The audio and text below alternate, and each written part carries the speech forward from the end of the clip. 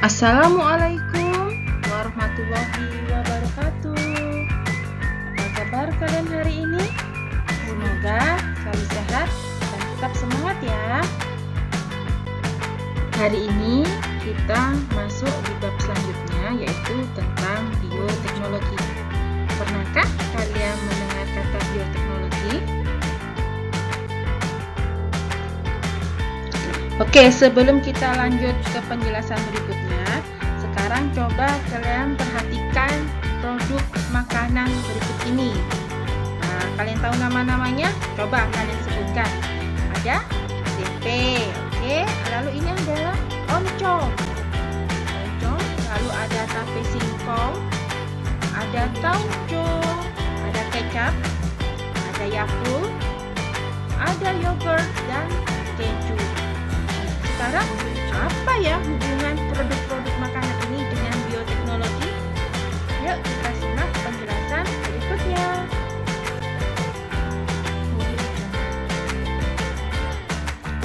Oke, sebelum kita lanjut ke penjelasan, ada beberapa tujuan pembelajaran yang ingin Bu Maya sampaikan. Yang pertama adalah nanti kita akan mendeskripsikan apa sih bioteknologi itu. Lalu yang kedua, kalian nanti bisa tahu jadi apa perbedaan antara bioteknologi konvensional dan bioteknologi modern. Lanjut, yang ketiga yaitu menjelaskan dampak dari penerapan dan pengembangan bioteknologi. Wah, ternyata ada dampaknya ya. Lalu yang keempat, menjelaskan usaha yang dapat dilakukan untuk mengatasi dampak penerapan bioteknologi. Apa yang dimaksud dengan bioteknologi? Bioteknologi adalah pemanfaatan organisme untuk menghasilkan produk yang bermanfaat bagi kepentingan manusia. Apa sajakah produk-produk hasil bioteknologi? Nah, ini ada beberapa produk makanan yang sudah kita lihat tadi di gambar yang merupakan hasil bioteknologi. Kenapa? Karena ada memanfaatkan mikroorganisme yang berperan dalam pembuatan produk makanan tersebut. Misalkan tempe yang diolah dari kedelai, ada organisme yang berperan yaitu Rhizopus oryzae. Nah, lalu ada kecap bahan makanannya itu dari kedelai juga. Tapi untuk organisme yang berperan beda ya dengan tempe. Kalau kecap yaitu Aspergillus wientii. Lalu ada keju yang diolah dari susu, ada organisme yang berperan yaitu Penicillium camemberti. Lalu ada juga yogurt juga berasal dari susu, tetapi organisme yang berperan dalam pembuatan yogurt adalah Lactobacillus bulgaricus. Kalau kita kenal itu Yakult ya, Yakult itu juga termasuk produk bioteknologi. Karena apa?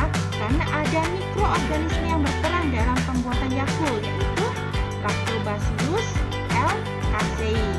Lalu roti, wah ternyata roti ini juga merupakan produk hasil bioteknologi. Roti yang berasal dari gandum, ada organisme yang berperan yaitu Saccharomyces cerevisiae. Lalu ada nata de coco. Pernah makan nata de coco? Yaitu seperti puding yang berasal dari air kelapa, kenyal-kenyal begitu. Lalu diolah dan ditambahkan mikroorganisme yaitu Acetobacter psillyum. Lalu ada juga tape.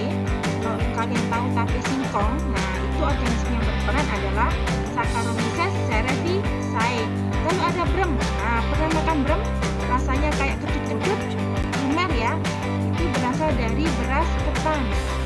Organisme yang berperan juga sama dengan pembuatan tape singkong yaitu Saccharomyces cerevisiae.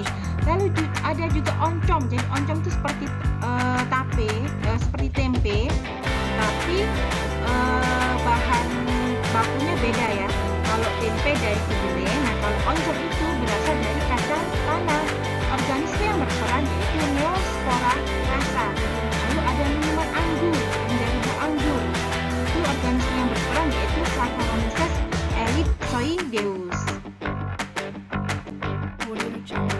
Nah, berikutnya yaitu tentang bioteknologi konvensional dan modern. Jadi, bioteknologi itu dibedakan menjadi dua, yaitu ada bioteknologi konvensional yang pertama, lalu ada bioteknologi modern. Apa perbedaannya? Nah, kalau bioteknologi konvensional itu adalah bioteknologi yang menggunakan teknik dan peralatan sederhana. Seperti apa? Nah, seperti dalam pembuatan tauco, seperti dalam pembuatan tempe, dan dalam pembuatan kecap.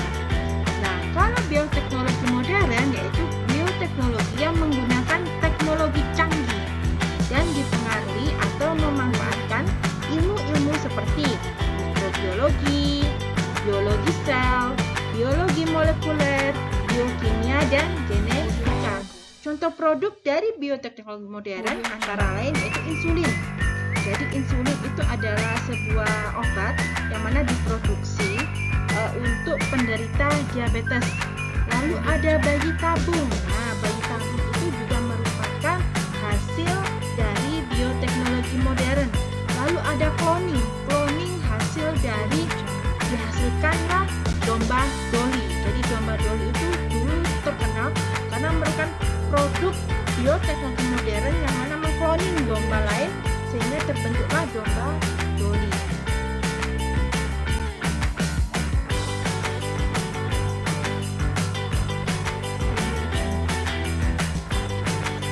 Oke, selanjutnya yaitu dampak penerapan dan pengembangan bioteknologi. Selain memberikan dampak positif, ternyata bioteknologi juga ada dampak negatifnya. Ada beberapa dampak yang dihasilkan oleh bioteknologi, antara lain dampak bagi lingkungan. Lalu ada dampak bagi sosial ekonomi, lalu ada dampak bagi kesehatan, dan dampak etika moral. Untuk dampak lingkungan itu selain bisa mengatasi pencemaran lingkungan, tetapi juga menimbulkan hilangnya plasma nutfah. Nah, apa itu plasma nutfah? Plasma nutfah itu adalah kekayaan alam yang sangat berharga bagi kemajuan ilmu pengetahuan dan teknologi untuk mendukung pembangunan nasional. Kalau misalkan kekayaan alamnya itu punah, maka kemajuan ilmu pengetahuan dan teknologi tidak bisa berkembang. Lalu ada juga untuk dampak sosial ekonomi. Pertama, merugikan petani dan peternak. Karena dengan dihasilkannya produk bioteknologi, maka petani-petani lokal akhirnya kalah. Dan itu menimbulkan kesenjangan ekonomi. Lalu ada dampak bagi kesehatan. Selain ditemukannya produk obat dan hormon hasil rekayasa genetik, ternyata itu memberikan efek buruk juga bagi kesehatan. Lalu ada dampak etika moral, yang mana karena adanya cloning, bayi tabung, itu dianggap melanggar hukum alam dan sulit diterima masyarakat. Lalu juga bertentangan dengan moral, agama, dan etika.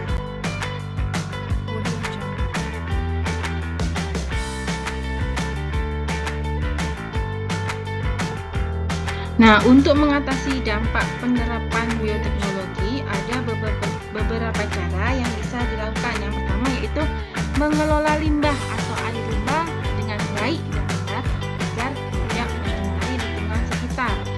Lalu yang kedua, menetapkan cukai atau pajak yang tinggi pada minuman beralkohol. Lalu yang ketiga, menggunakan metode alami untuk menghasilkan tanaman. Lalu juga bisa diusahakan untuk mengembangkan teknik pertanian hidroponik, karena dengan menggunakan teknik hidroponik kita tidak menggunakan pestisida agar tanaman itu sehat. Jadi non pestisida. Jadi insya Allah kalau kita mengembangkan hidroponik itu tanamannya aman.